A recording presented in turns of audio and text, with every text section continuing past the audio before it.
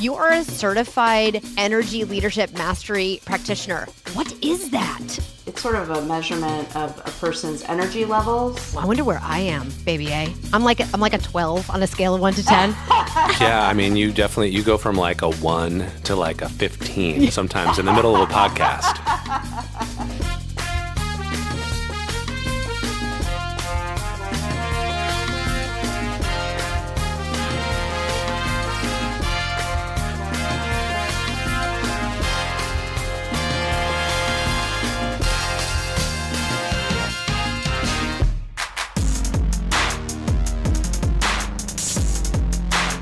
Hey everyone, welcome to the Dia Bondi Show, a big, huge podcast for your goals. I'm Dia Bondi, longtime leadership communications coach and catalyst, and creator of Project Ask Like an Auctioneer. We are here with this podcast to help you speak powerfully, to advance your own leadership and your ventures and your careers, get more of what you want by asking for more and getting it. And I am joined, as always, by my fave, Baby A. Hey, Dia. You always take like that little pause. Hey, Dia, right there. Well, it creates a little suspense. What's great, I always do, but then I cut it out in the edit. There you go. Fix it in post. So the listener don't know what you're talking about. Hello. Okay, so listen, today we're going to have Caroline Castrillon on the show. She's a corporate escape artist. You know how many women I talk to who are in the process of escaping their corporate lives, dreaming about it, escaping their corporate lives? Some of you listening are like, no, I love it in here. It works perfectly for me. That makes so much sense. And for others of you, you might be realizing, I got to get out. It's time for a change. This episode is going to be for you. She is a career coach, and she is the corporate escape artist.com and a writer and a coach, and I can't wait to talk to her. But first, I have something to share. Yeah, what's going on? So I'm taking, you know this, and I can't remember if we've shared it with the audience, but I've been having some strain in my voice this last couple of years, actually, and spent some time looking for some help with it, and finally found a coach, and she is a singing teacher, actually. Right. I think we did talk about it briefly, and we've talked about it off mic, but yeah, tell me what's going on. How's the singing lessons going? It's hard for me to sing. You know, one of my old mentors said, we can't ask our clients to do something we're not willing to try ourselves. And when she said, I know I'm not here to help you sing, but we're going to use singing to address some of the issues going on with your voice and the delivery of your, of the words that come out of your mouth. She brings her ukulele to our session, and she's like, nope, you're going to do some singing. And so I think about all the clients that I work with in my communications work where I help make them try stuff that feels uncomfortable. I'm like, oh yeah, this is how it feels. So in that sense, it's a good practice for me and grows my empathy bones to be, receiving coaching in this way. That's cool. It's really cool. And so I'm singing an old folk song. But what's really interesting is she's she's classically trained and is an opera singer and also just a music teacher.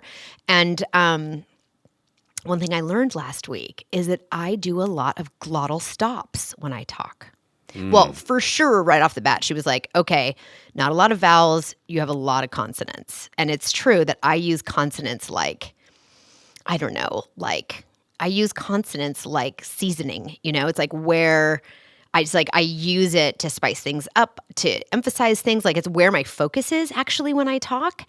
And she's like, you don't need them so much. You're so over-rotated on them. We need to start practicing opening your throat and breathing and using your vowels. So that's why singing is turning out to be the right focus area, because singing happens in the vowels, not in the consonants. So that's very interesting. But the glottal stops, which is like, for folks listening, it's like a glottal stop is like where you close your throat before you start saying a word, and it's unnecessary. So instead of just opening your mouth and letting air come through your throat and saying apple, I would say apple, where I close my throat and almost start an A as a consonant.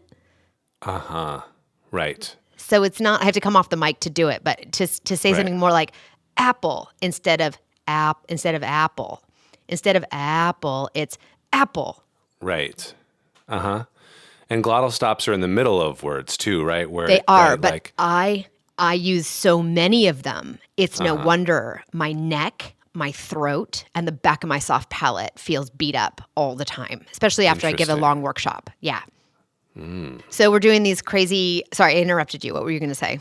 Oh, no, I was just going to say, I think of the glottal stops as being in the middle of words where you're sort of inferring a consonant without making your lips make one. Like you might say intermittent. Yes, right? that's a glottal stop. Yeah. Yeah. Intermittent. But what it's unnecessary Instead of and intermittent. Yes. Right. And it's unnecessary at the beginning of a word all the time that starts with a vowel. So we're sort of practicing keeping, well, for one, breathing into my back ribs and then keeping my throat open as I move from vowel to vowel. And it's so interesting. She's telling me she said, just say real words. You don't have to make words, just say real words. And even in singing, singing is a place to get to it because we're singing this old country hymn, and there's a lot of even vowel sounds that in the singing I'm making really hard, like diphthongs where I focus more on the Y. And she's like, no, it's just away. It's not away. So right. It's a really interesting thing to hear myself differently. And I get worried that if I'm focusing more on vowels, smoothing everything out and just simply transacting words instead of performing them, especially when I'm giving a keynote or a workshop, that my intention isn't coming through. And she is like, she's telling me like, there is no way, Dia, that your intention can't come through. But we can let you soften how your throat works and delivers words so that you can have more ease for yourself and you can actually draw your audience in instead of going to them so hard. She's like, you don't have to work so hard. Right. Yeah. I never really thought of that. I mean, I took voice lessons when I was younger, mostly just in the form of being in, singing classes like choir or jazz chorus or something. But I did have a little bit of individualized instruction here and there. But it was when I was a kid. We didn't get super advanced with it. Yeah, it's very interesting. And for folks listening, I'm taking these voice lessons to address something that feels physical and to cool my intensity a little bit when I'm in front of the room because I am working so hard and stressing my voice and body out. But it's also a little bit meta because as all of us change, we move into new behaviors, new ways of using our voice, new ways of talking about our work, new ways of leading others, new ways of showing up that grow our range. It can sometimes be a little disorienting because we're experiencing ourselves a little differently than we're used to experiencing ourselves. And I can feel that disorientation a little bit when I'm practicing the things I need to practice that give my voice relief, and actually I'm still effective, but it's not how I'm used to hearing myself. And for my instructor to say, no, you're still totally present. You still sound like Dia, even though the sensation of it feels so different, is something to really feel into. So, today's conversation with our guests, we're talking about folks who are ready to make a big change in their lives. And I know, change and whether you're moving from a corporate job to a solopreneur role, or you're going from in-house to freelance, or, I'm leveling up in my own business, we end up having to actually see ourselves differently. And that can disorient for a little while until that normalizes. So folks, you're not alone. If you are into what we're doing here on the Dia Bondi Show, there are a lot of ways that you can help support the program. You can subscribe, rate, and review on your favorite podcast app, and that will help us reach more people. You can do it the old-fashioned way by telling your friends about it, or the new-fashioned way, share it on social media. The other thing that you can do is help us find guests that matter to you. If there's somebody you want to hear from who you think would be a great match for a show, please send us a note and make the introduction at hello@diabondi.com. That's right, and you can send us any suggestions or questions via email, or you can give us a call at 341-333-2997. Okay, so today we're going to hear from Caroline Castrillon, who is our guest on our show. She's a career and life coach, and she helps people go from soul-sucking jobs that they really are over to a career of fulfillment. She is founder of Corporate Escape Artist, and after making the leap in her own life to entrepreneurship, following the success of 25 years in the corporate environment, she says she's just never looked back. So prior to Corporate Escape Artist, she's had executive leadership roles at firms that you might recognize like Dell and Sony. She's a certified professional coach and an Energy Leadership Index master practitioner. And don't think that I don't want to know what that is, because I do. She's a contributor to Forbes, Thrive Global, and has been featured in publications like the New York Times, Entrepreneur, Inc., and Success Magazine. So happy to have her today.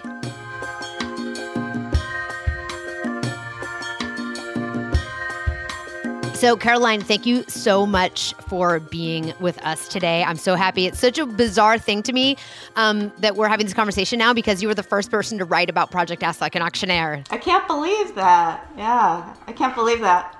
I loved your message, and it was just such a unique point of view.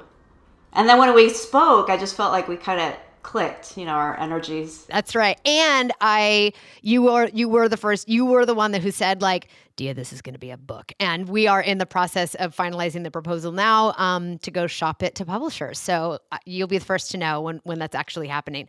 So it's true that we did have some energy on that first call. And I was looking again, just reviewing your bio, and you are a certified Energy Leadership Mastery practitioner. What is that? So I went through a certification program through a school called IPEC, and that's sort of an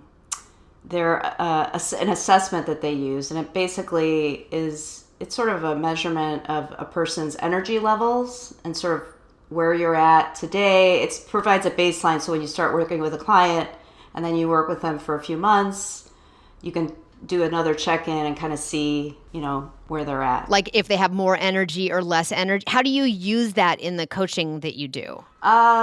There's different energy levels. Like, for example, when we're sad, people who are depressed, that's kind of like a 1 or a 2, like at the low end of the scale. Now, if you're somebody who's more of experiencing more anger, that's like still at the low end, but a little like a level up from that.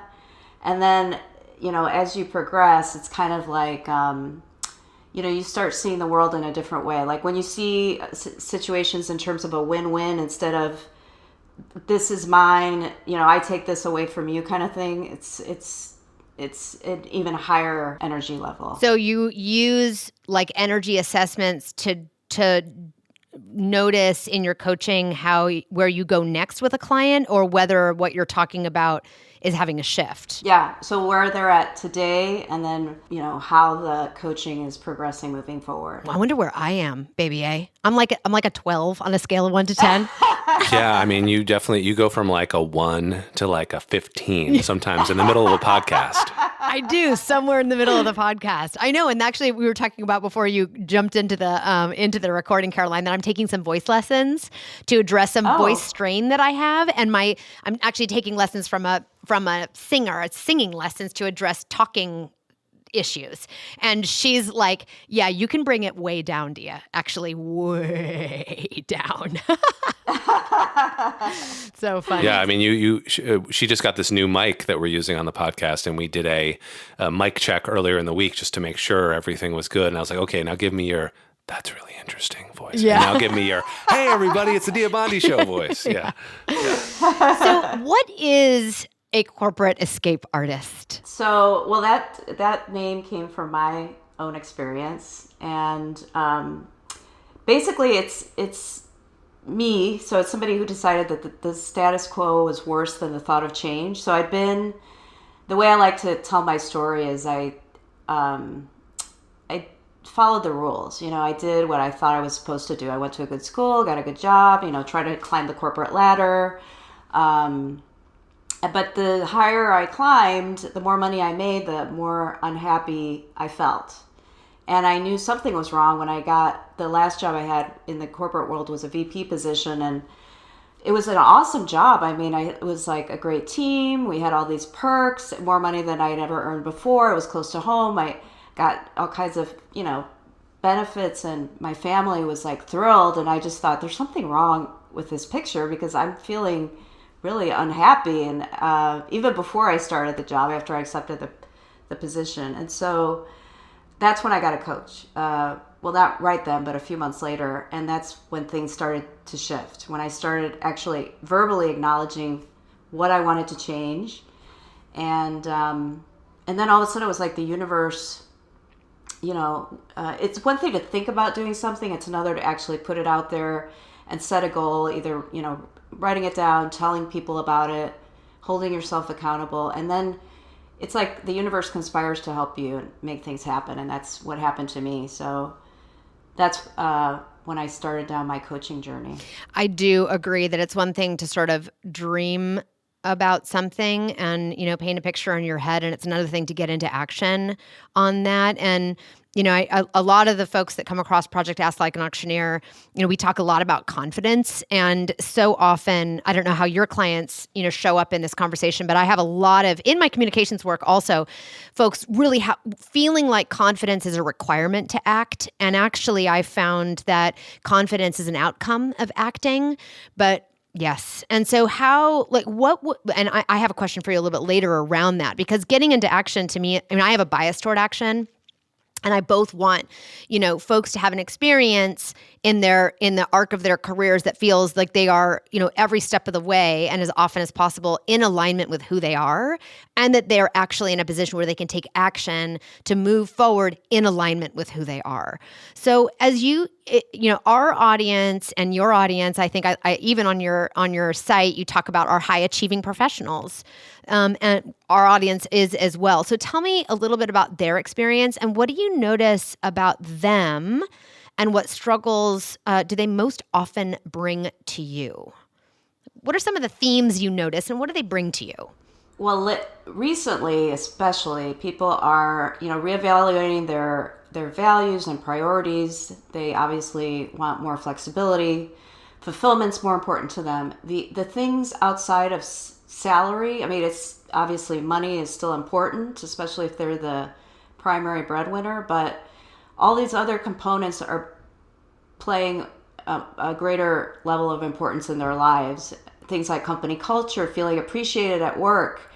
I have a client who, she's happy with the money that she's making, but she knows that it's not what she's worth. And that's the piece that's missing. It's not the money in itself. It's the fact that she doesn't feel like she's being paid what she's worth. And most of my clients coming to me now are looking for career clarity. So they know they want to make a change. They're ready to do it, but they're not sure what direction to go in or how to approach it. And a lot of times it's because they have been down a certain path for so long, they forgot what they enjoy doing, what they're good at, what people used to compliment them on, what really lights them up inside, because they're operating from their head and not their heart. And so that's the shift that I try to make with most of my clients, or maybe not a shift, but more of a balance, so that it's a balance between the head and the heart. And I encourage them to, tap into their intuition and their gut instincts. Because if I had listened to my gut instinct, I probably wouldn't have taken that VP job. But I ignored it completely. I totally just analyzed it using my intellect. And so for the folks that you work with, if they're approaching if they're trying to integrate, get back into relationship with what's in their heart and integrate it with what's in their head, because we're not encouraging, illogical, right.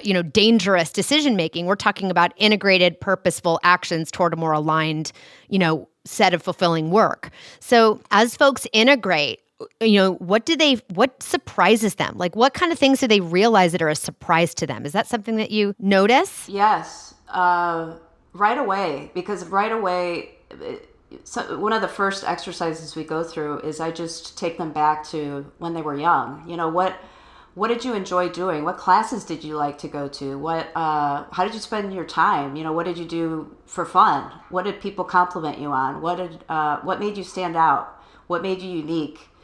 And as we grow into adulthood, a lot of times all that stuff goes by the wayside because the things that we enjoy doing, we suddenly decide, well, what am I going to do with that? That's not practical. I can't make money doing that. We just throw it away, and then we go down this different path. And then there are a lot of aha moments like, yeah, I forgot how much I enjoyed doing that. I'm working with a doctor right now who's an infectious disease professional, and she has a passion for nutrition, and this is going way back into her childhood.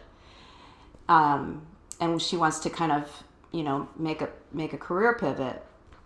And so when we started talking, she just realized like, wow, yeah, I've had this interest ever since I was a kid, but I didn't pursue it because it just didn't seem prestigious enough. It didn't, her father's a doctor, and so she ended up choosing what she describes as the lesser of the evils, so to speak, in the medical world. And she's really great at her job, but it's not something she's passionate about anymore. So it's interesting that you point to what I hear in that is that what folks might pursue, like to see a path towards something more fulfilling, is usually about resuscitating something that's already there.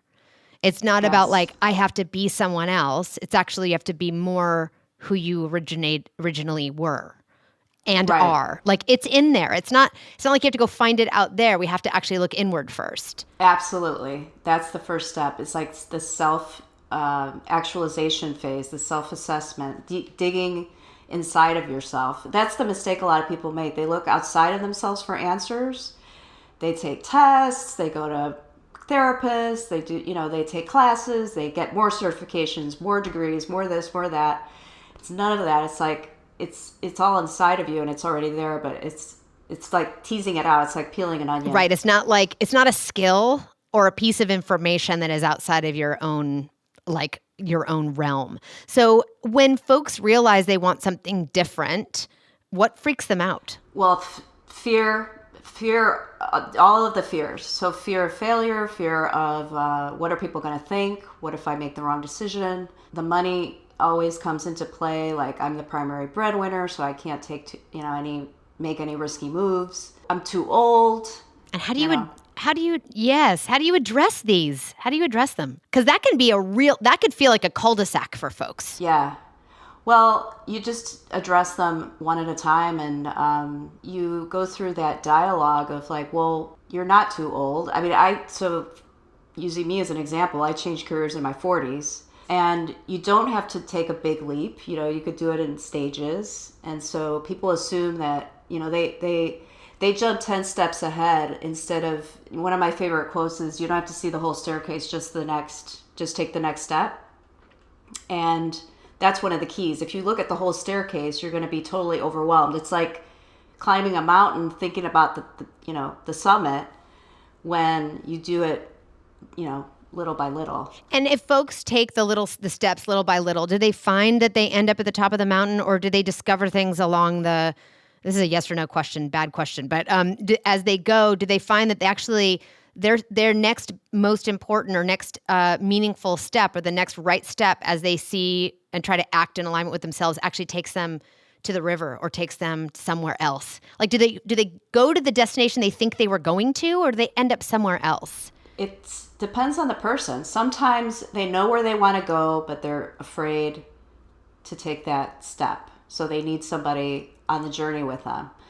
Other people don't know where they want to go, so they need help deciding on that destination and then breaking that bigger goal down into small steps so it doesn't seem so daunting. So as you talk about all of these sort of like, okay, if I know I want to get to the top of that mountain, or I know that I want to make a change even if I don't know what it is, if I write down sort of all of my assumptions and beliefs and fears about it, to not bundle those together, but instead folks who are listening could make that inventory and then just address one at a time. And when we're addressing those fears, what are we doing? Are we questioning them? Are we Are we journaling? What are we doing to address them? Well, one of the things you could ask yourself is, what's the worst thing that could happen? And usually when I ask that question, they go, well, I guess it doesn't work out and I can do something else or go back to what I was doing before. It's not like the world's going to end.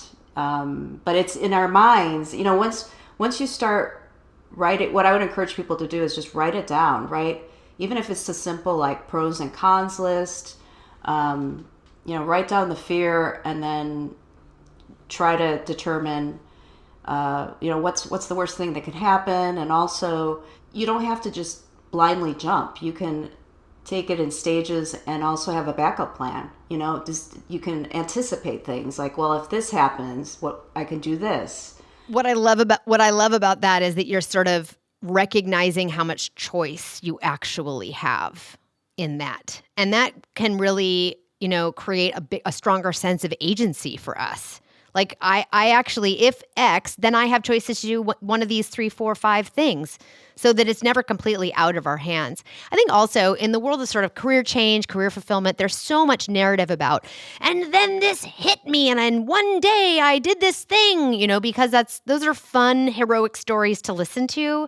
But if you dig underneath it, it's not always how it actually happens. It's a collection of events, isn't it? I mean, Baby A, what is it? The Beatles. How many empty shows did they play before they made it big? Thousands, It's the 10-year overnight success kind of thing. Yes. That the people don't see. You don't see the work that goes into it, leading up to the big event. And, we just see the sort of the end goal, the end result. That's right. And we love that instigating story where everything changed. And you're right. It's all those steps leading up to it. And that's kind of the heavy work, isn't it? Because we're taking micro actions that maybe don't have a super strong impact right away, but we have to keep I know, in my growth of my own small business, like I have to, even though the wins are small, I have to sort of notice them and let them accumulate and think of it as a pile of pebbles instead of like one big rock,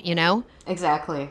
So for folks who have like today, somebody listening to us in the car, they're going for a walk with their dog, and this is the week where they've said, oops, I think I want something different, or I think I wanted something different for a long time, and I'm just now really realizing it's time to do something about it. It's time to like acknowledge it and like name it and claim it, which is something we like to do on the Dia Bondi Show.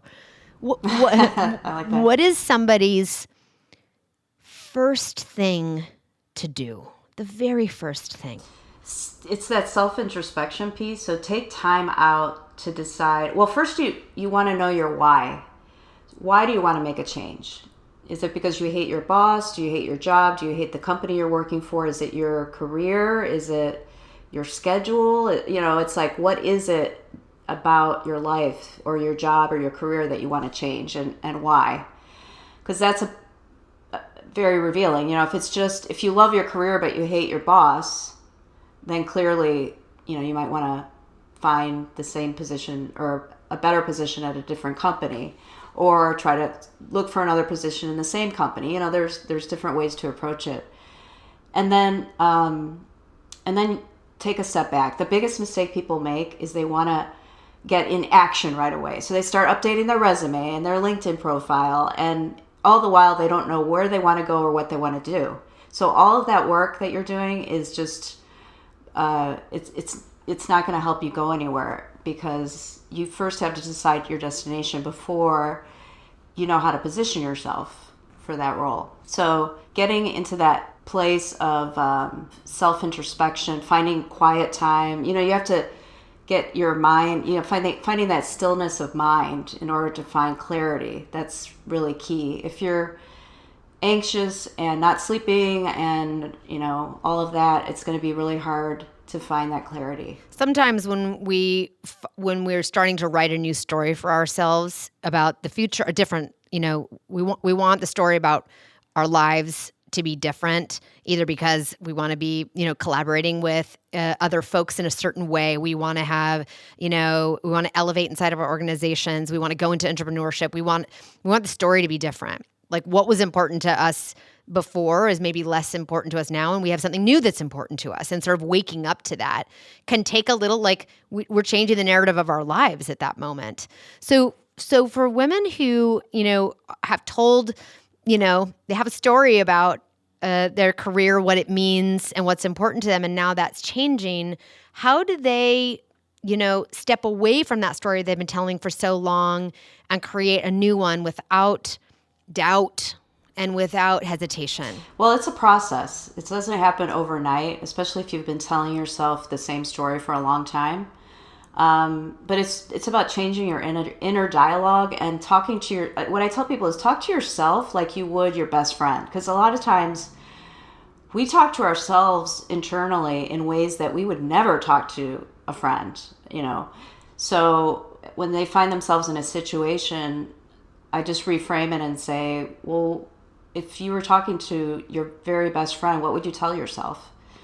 And kind of approach it that way. And just recognize that what you believe is what becomes reality. So it starts with beliefs, and then you start taking actions. And at what point in the journey do we, let's imagine we've done that reflection. We've identified, here's what I'm no longer willing to tolerate in my life and in my career. Here are the changes that I want to make, whether it's, a 180 in a completely different career, or a different iteration of my current career. When we recognize that, and then we've said like, I know I want to go to the mountain, not the river. Like we've identified sort of a goal. When is it time to start telling your community what you want? Is that a step in the process? So what I tell people is early on in the process, you have to surround yourself with people who support you and are non-judgmental and believe in you. You actually have to find people that believe in you more than you believe in yourself. And don't necessarily, and especially the bigger the goal, the less you want to tell people very, very early on, because it's like, at that point, it's kind of like this little infant that hasn't had time to grow yet, and you've got to sort of protect it to some extent, because there's a lot of people that aren't going to get it. There's going to be people that are going to tell you you're crazy, or you're too old, or who do you think you are, or right, like they're going to offload their own fears and anxieties onto your dream. Yeah, exactly. And so you've got to watch out for that, because it's a reality. It's staying away from what I call energy vampires and surrounding yourself with people that are really positive and will support you in what you want to do and help hold you accountable as well. Right. I mean, there's a piece there where like there's going to be a moment where you're going to have to fall in love with your dreams and stand up for them in a way that nobody else will once you kind of know what they are. And in my work around Project Ask Like an Auctioneer, I talk about like, if you're going to ask for the things you need to resource the dream that you've articulated for yourself, you have to let your dreams be known to the people who can actually do that. So that the asks that you make, the support you're asking for, the resources you need, the opportunities to step on stages, the chance to author something, that all lives in a context for people so they understand what they're saying yes to, what it's allowing you to create. And when they get to be part of that, you end up having a less of a transactional conversation with the people around you and more like they're actually getting to participate in your fulfillment. And I find that to be a much more fruitful conversation and request for support from your community. Yeah. And so later in the process, like when I launched my business, that's when you want to tell everybody and email everybody and tell your friends and your friends' friends and your hairdresser and the person at the post office, like that's when you really want to blast your message out there. I agree. I think that there's so much to be said for, and this is hard, especially for folks. I mean, this is hard for me. I'm somebody who's very self-determinate and, I have that little I do it myself. I got it, and it's not true. I don't got it and I can't do it myself. And so sort of it's also a risk to tell people what you want, because when you tell people what you're admitting you want it.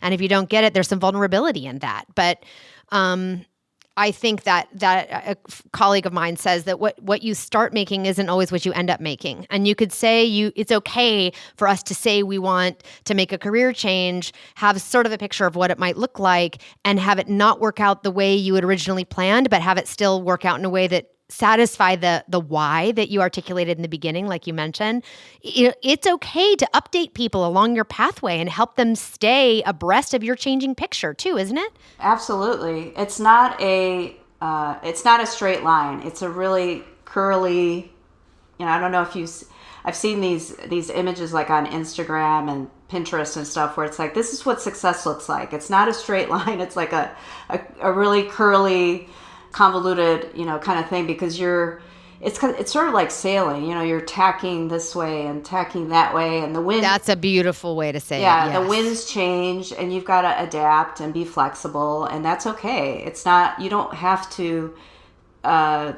necessarily, like you said, things can change. You don't have to stick with whatever it is that you said your goal was initially. If it changes, it changes, I love that. And I would offer, that's a really beautiful way to sort of complete this call around this idea of tacking. So I'd offer folks who are listening, like, what's your next tack? You're moving maybe toward the beach on the other side of the lake, but what's your next tack? Is it that direction? Is it that direction? Is it a steep angle? Is it a shallow angle? Knowing that you don't have to be over there already, but to ask yourself, what's my next little move that gets me a little closer to the thing that I want? Mm-hmm. Exactly. Caroline, how can people find you? I know they can read. You publish on Forbes and a few other publications. So let people know where they can read your stuff and where they can find you and what you're offering them. Yeah, so probably the easiest way is corporateescapeartist.com. That's my website. And that'll tell you all about me and my background and everything. And I also I have my article on Forbes that people can go to as well. And I wanted to offer, anybody who's listening that would like a 1-hour coaching session with me. If you're looking for career clarity, you're thinking about making a career change, you know what you want, but you're afraid to make the change, you're not sure how to get there, and you want to have a partner on that journey with you, I would love for them to reach out to me, and I'd be happy to do that. Excellent. Thank you so much for being with us, Caroline. Thank you. Thanks for having me.